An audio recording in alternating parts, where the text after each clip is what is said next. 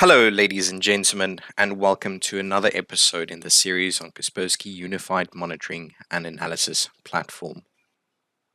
In this particular session, which is our 17th installment in this particular series, we're going to be talking about how to create a correlation rule.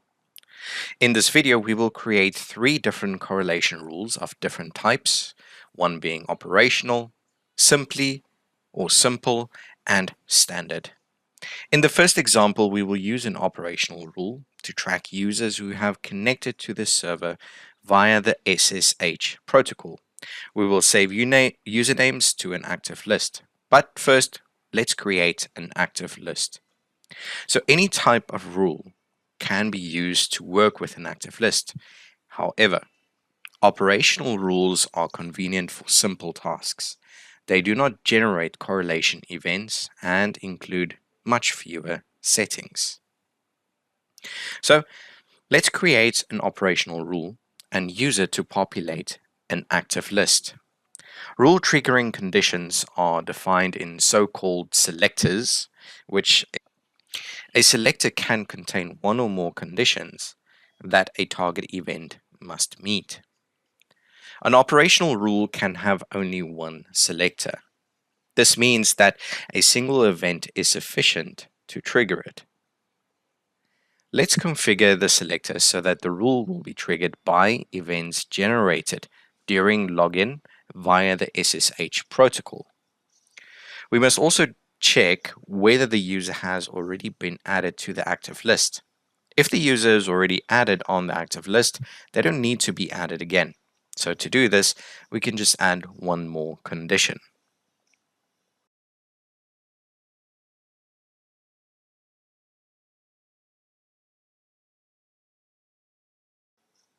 On the Actions tab, we can add an operation to insert a record into the active list. Now we will go ahead and configure the field mapping between the active list and the Kuma data model. In other words, we need to specify the field's name in the active list where the username will be stored.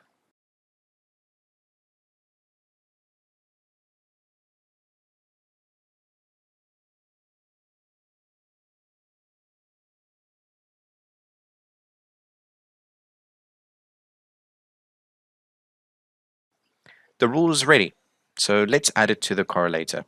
After adding the rule, we need to update the correlator's configuration.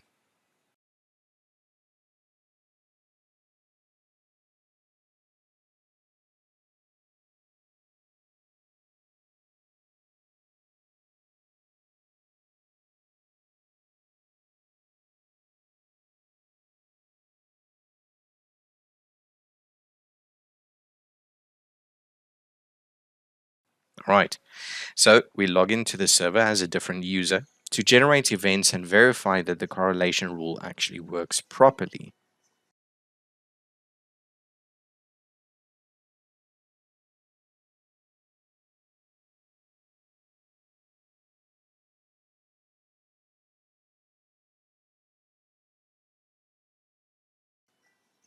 Now, when we actually have done that, we can view the contents of the active list.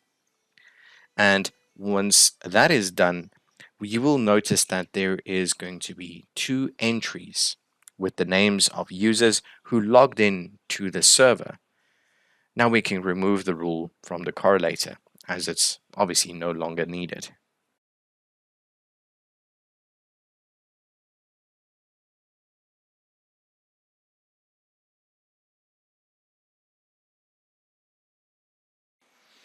Always remember, after you've gone ahead and saved configurations, especially on the correlator, we need to make sure to update the configuration itself for that particular correlator. Now, as you can see, obviously the alerts itself is empty at this stage.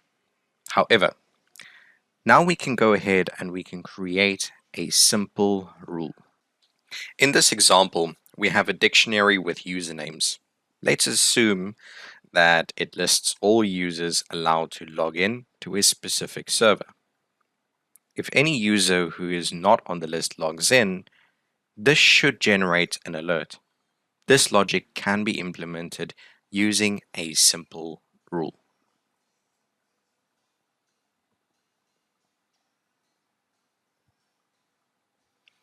Since we are only interested in usernames, we won't use the column with values. Now, let's create the rule. We specify the username and a field used to store the operation's results as propagated fields. The list of propagated fields in a simple correlation rule settings does not affect how the rule works. It only affects which fields will be copied to the actual correlation event. Let's set the severity level of the rule. This will affect the severity level of the alert itself. Like operational rules, a simple rule can only have one selector. That's just what we need to monitor and verify login events. In the selector, we define the first condition that will be used to select SSH login events. Then we add another, which is the use let's say we use the second condition to specify that you're only interested in successful login events, hence the accepted password selection. We use the third condition to match usernames against the list in the dictionary. If a username is not found in the dictionary, the rule will be triggered, and the correlator will create a correlation event and an alert. In the Actions tab, we enable the sending of the correlation event for further processing. We save the newly created rule and we add it to the correlator.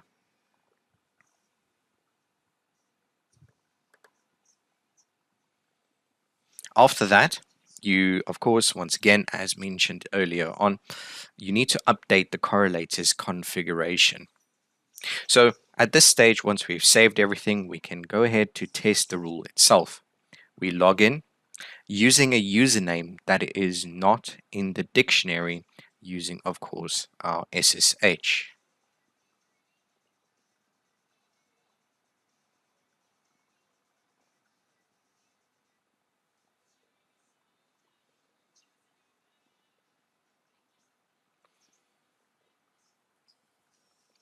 Now, once this happens, this means that the rule should have been triggered, and hopefully we will then be able to see that an alert has been created. So as you can see, new alert created, suspicious SSH login. You saw that in the notification section, and we can have a look at the details from here.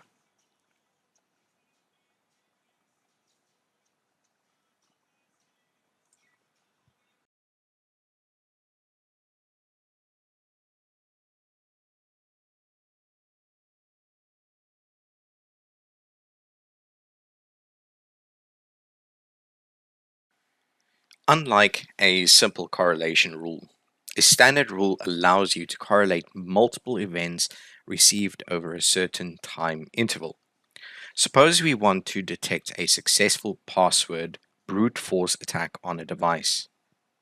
We will go ahead, and to be able to do this, we need to track several failed login attempts followed by one successful login. These are two different types of events, and this logic cannot be implemented using a simple rule. In this case, the order of events also, of course, matters. So let's create a standard rule. We designate the username and device address as the grouping fields, and this is a bucket lifetime.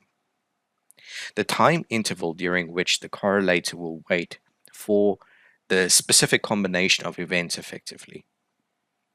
Now, in this case, the countdown starts when the first event matching the selector's condition is received.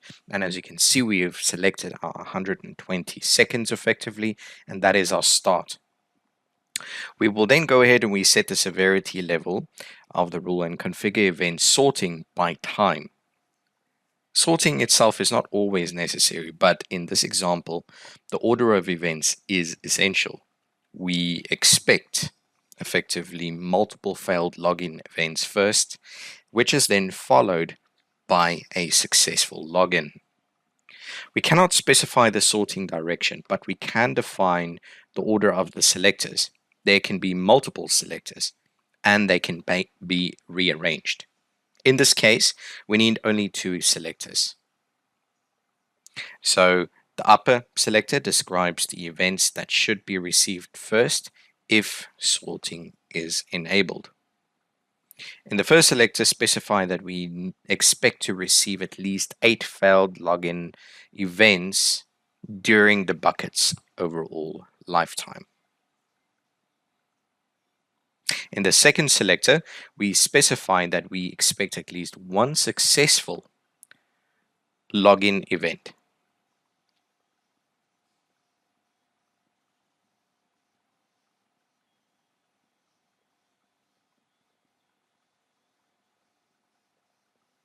So in the Actions tab, we indicate that the correlation event should be sent for further processing, hence the selection of output.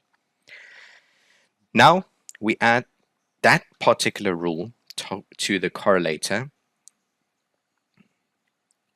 Right, perfect. And then we go ahead and we update its overall configuration as we always need to do. And you can see that indication on the left hand side for status. So to be able to check and test this particular instance, we can go ahead and we can simulate the same situation, the same scenario by making 8 intentionally failed login attempts, which of course is going to be followed by one successful one.